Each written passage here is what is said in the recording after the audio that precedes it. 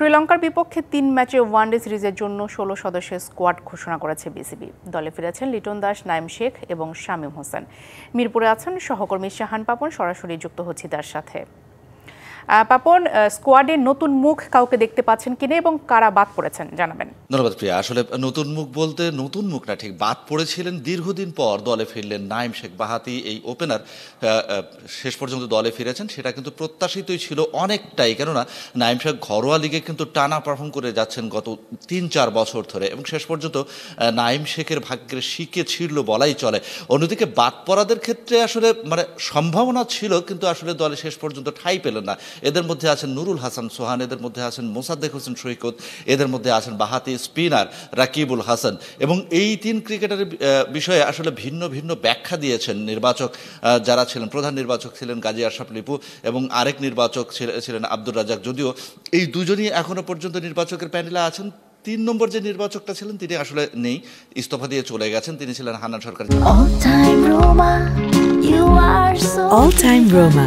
Taste it, love it.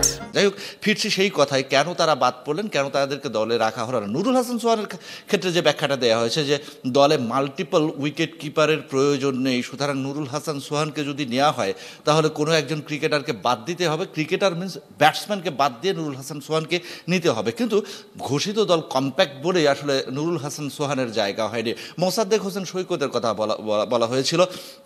সেখানে এক ধরনের কিন্তু ব্যাখ্যা দেওয়া হয়েছে যে আসলে কাকে বাদ দিয়ে কাকে নেব। মোসাদ্দেক হোসেন সৈকতকে দলে নিতে হলে কোনো একজন ব্যাটসম্যানকে বাদ দিতে হবে, সেই ব্যাটসম্যানটা আবার দলে পারফর্ম করে যাচ্ছেন জাতীয় দলের হয়ে, সুতরাং তারও জায়গা হচ্ছে না। রাকিবুল হাসানের ক্ষেত্রে যেটা বলা হয়েছে যে এই বাহাতি স্পিনারকে দলে নিলে তাহলে অবভিয়াসলি বাদ দিতে হয় তানভীরকে, যে তানভীর কন্টিনিউয়াসলি পারফর্ম করে যাচ্ছেন জাতীয় দলের হয়ে।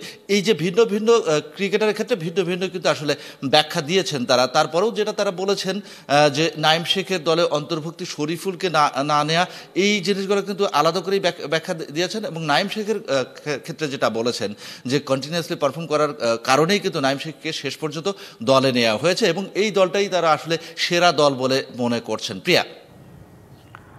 পাপন, আপনাকে ধন্যবাদ।